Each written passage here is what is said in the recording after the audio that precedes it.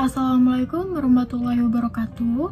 Perkenalkan, nama saya Sekarayu dengan NIM 150362143. Di sini saya ingin mempresentasikan hasil tugas 3 mata kuliah Strategi dan Media Pembelajaran. Nah, tugas 3 ini yang pertama, tentukan satu kompetensi dasar di salah satu mata pelajaran atau kompetensi atau kemampuan di SMK atau pelatihan atau kursus ranah PTB. Nah, yang kedua, kemudian buatlah sebuah analisis isi atau konten dari mata pelajaran tersebut. Nah, yang ketiga, berdasarkan analisis isi tersebut, tentukan strategi atau model pembelajaran apa yang cocok. Nah, yang keempat, kemukakan alasan dan argumen Anda disertai data dan fakta berdasarkan hasil riset. Yang kelima, presentasikan secara individual dan unggah di channel Indonesia Student Corner. Nah, mata pelajaran yang saya gunakan yaitu dasar-dasar konstruksi bangunan dan teknik pengukuran tanah dengan kompetensi dasar keselamatan dan kesehatan kerja serta lingkungan hidup atau K3LH pada konstruksi bangunan. Nah, selanjutnya isi atau konten. Dasar-dasar konstruksi bangunan dan teknik pengukuran tanah ini merupakan ilmu dasar dalam bidang perencanaan, pelaksanaan, dan perbaikan konstruksi bangunan. Mata pelajaran ini dapat mengenalkan kepada peserta didik dasar-dasar dari konstruksi bangunan seperti jenis-jenis konstruksi, penerapan keselamatan dan kesehatan kerja dalam pengerjaan konstruksi, dan spesifikasi material yang digunakan. Nah, tujuan mempelajari dasar-dasar konstruksi bangunan ini adalah agar peserta didik dapat mengenal, mengetahui, memahami, menjelaskan, dan menerapkannya dalam pekerjaan konstruksi bangunan. Selanjutnya, pada mata pelajaran ini, salah satu materi yang dipelajari yaitu keselamatan dan kesehatan kerja serta lingkungan hidup atau yang sering disebut K3LH dalam konstruksi bangunan. Keselamatan dan kesehatan kerja serta lingkungan hidup merupakan suatu ilmu pengetahuan dan upaya untuk melindungi serta menjamin keselamatan dan kesehatannya baik secara jasmani maupun rohani saat berada di lingkungan pekerjaan, sehingga dapat menghasilkan output yang berkualitas. Pada pekerjaan konstruksi bangunan, peran K3LH ini sangatlah penting diterapkan mulai dari tahap perencanaan, pelaksanaan, dan pemeliharaan suatu proyek, dengan harapan dapat terciptanya hasil yang baik dan tepat waktu tanpa adanya kecelakaan kerja, baik kecelakaan ringan ataupun hingga menyebabkan kematian.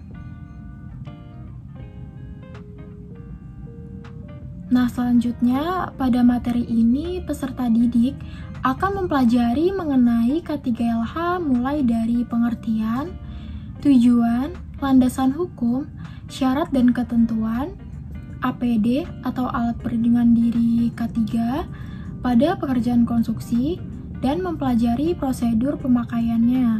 Adapun rambu dan simbol hingga pengaruh K3 terhadap pribadi dan lingkungan pekerjaan. Dan pada mata pelajaran ini, atau lebih tepatnya kompetensi dasar ini, siswa juga dapat mengidentifikasikan potensi bahaya dan menindaklanjutinya.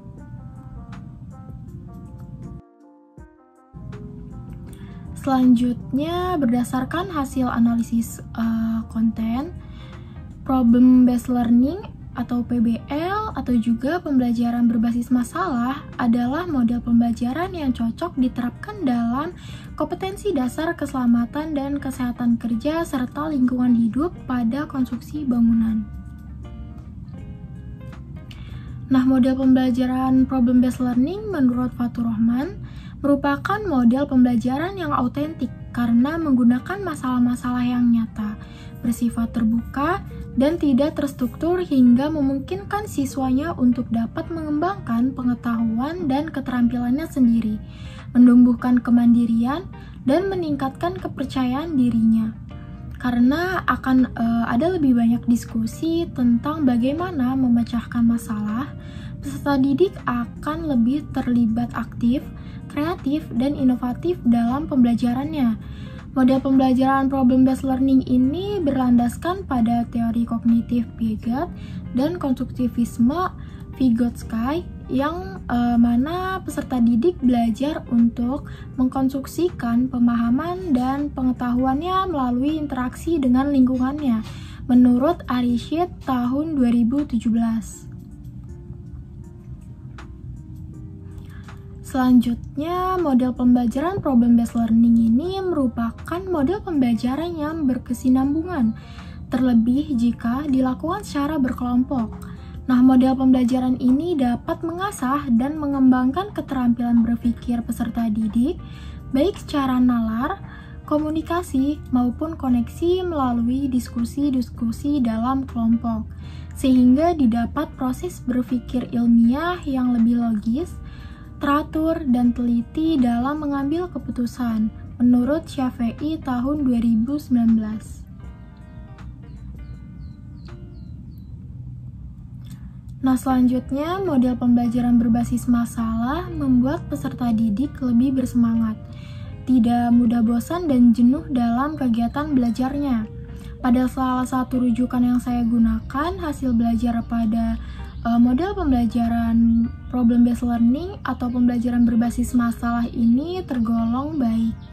Hal ini terbukti dengan tingginya persentase peserta didik yang tuntas belajar pada materi pembelajaran pondasi di SMK Negeri 1 Madiun dengan nilai ketuntasan sebesar 76,67% dan 80%. Nah, pada pengujian lain juga didapat bahwa model pembelajaran problem-based learning terbukti mampu melatih keterampilan siswa era 4.0 kini.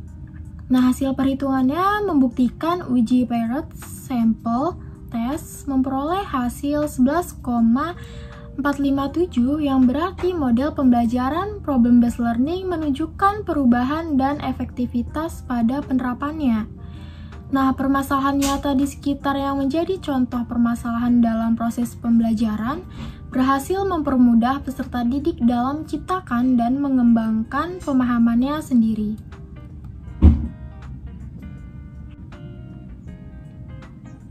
Nah, selanjutnya, dalam setiap bidang pekerjaan, utamanya bidang konstruksi, dibutuhkan paling tidak pekerjaan yang memahami mengenai kesehatan dan keselamatan kerja lingkungan hidup.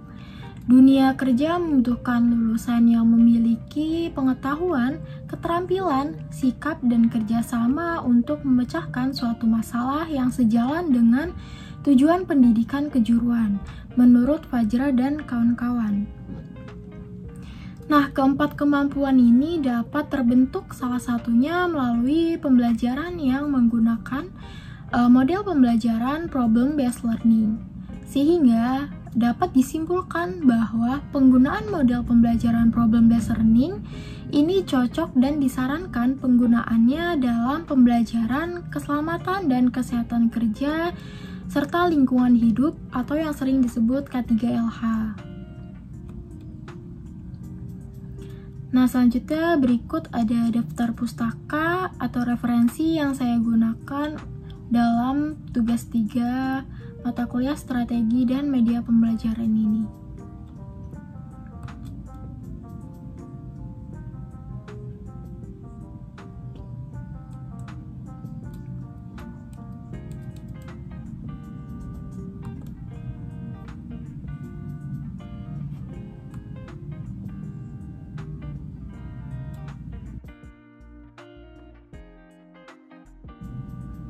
Nah, itu saja yang dapat saya sampaikan. Kurang lebihnya mohon maaf. Wassalamualaikum warahmatullahi wabarakatuh.